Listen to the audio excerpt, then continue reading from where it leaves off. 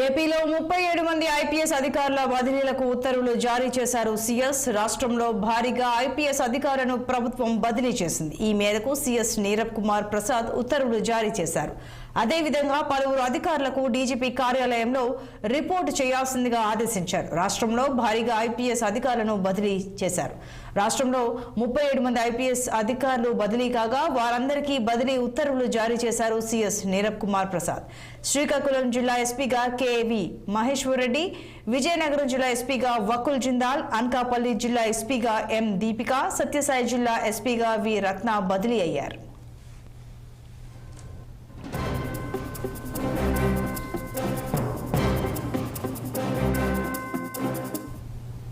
పార్వతీపురం మన్యం జిల్లా ఎస్పీగా ఎస్వి మాధవరెడ్డి, కాకినాడ జిల్లా ఎస్పీగా విక్రాంత్ పాటిల్, గుంటూరు జిల్లా ఎస్పీగా ఎస్ సతీష్ కుమార్, అల్లూరు జిల్లా ఎస్పీగా అమిత్ బర్దార్, విశాఖ సిటీ డిప్యూటీ కమిషనర్గా అజిత ట్రాన్స్ఫర్ ఆర్డర్లు అందుకున్నారు. పల్నాడు జిల్లా ఎస్పీగా కె శ్రీనివాసరావు, కోనసీమ జిల్లా ఎస్పీగా బి కృష్ణారావు, ప్రకాశం జిల్లా ఎస్పీగా ఏఆర్ దామోదర్ బదిలీ అయ్యారు. మరింత సమాచారం ఈ బదిలీలకు సంబంధించి మా ప్రతినిధి పవన్ అందిస్తారు. పవన్, చెప్పండి.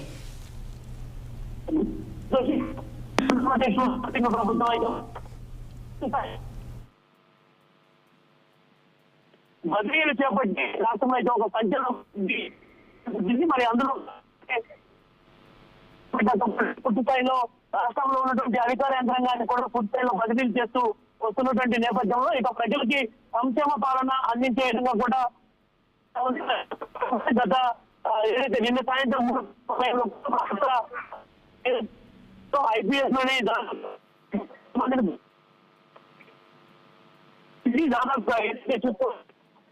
ఇప్పటికే కూడా పూర్తి స్థాయిలో రాష్ట్రంలో 37 మందిని కూడా బదిలీ చేసి మాత్రం ఉత్తర్వులు జారీ చేసినటువంటి పరిస్థితి కల్పించింది. కేవీ మహేశ్వర్ రెడ్డి శ్రీకాకుళం జిల్లా ఎస్పీగా కూడా బదిలీ చేశారు. అదేవిధంగా వకుల్ జిందాల్ విజయనగరం జిల్లా ఎస్పీగా కూడా ప్రస్తుతం ఆయన బాపట్ల జిల్లా ఎస్పీగా పనిచేస్తున్నటువంటి నేపథ్యంలో ఆయన కూడా విజయనగరం జిల్లాకి అయితే మాత్రం బదిలీ చేసినటువంటి పరిస్థితి కనిపించింది. అదేవిధంగా అనకాపల్లికి సంబంధించినటువంటి ఎస్పీగా దీపికను అయితే మాత్రం నియామకం చేశారు.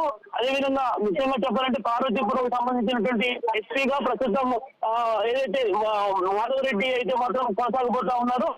ఏపీ ఎస్పీ కమాండో 3వ బెటాలియన్ కమాండర్ గా పూర్తిగా బాధ్యతలు చేపట్టేందుకు కూడా ఇప్పటికే పూర్తి స్థాయి ఏర్పాట్లు చేశారు. మరి ముఖ్యంగా చూసుకుంటే ఇటు పల్నాడు జిల్లాకు సంబంధించి కూడా ప్రస్తుతం పల్నాడు జిల్లా ఎస్పీగా కొనసాగుతున్నటువంటి మల్లికా ఖడ్గే అయితే మాత్రం వేరే జిల్లాకి బదిలీ చేస్తూ ఆమె ప్లేస్ లో కె శ్రీనివాసరావు అనేటువంటి ఒక ఎస్పీని కూడా తిరిగి మరలా నియమించడం అయితే మాత్రం జరిగింది. మరి అదేవిధంగా గుంటూరు జిల్లాకు సంబంధించినటువంటి ఎస్పీ సుహార్ డ్యూటీ అయితే మాత్రం బాపట్ల జిల్లాకు బదిలీ చేశారు.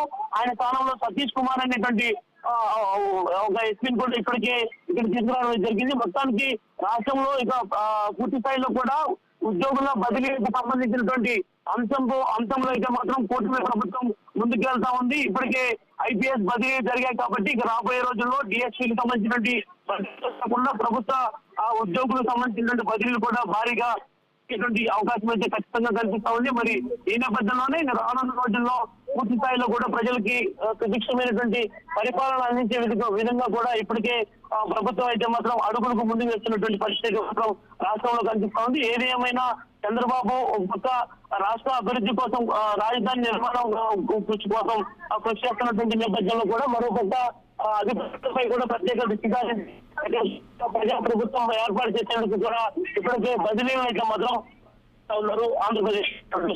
Right Pawan, thank you.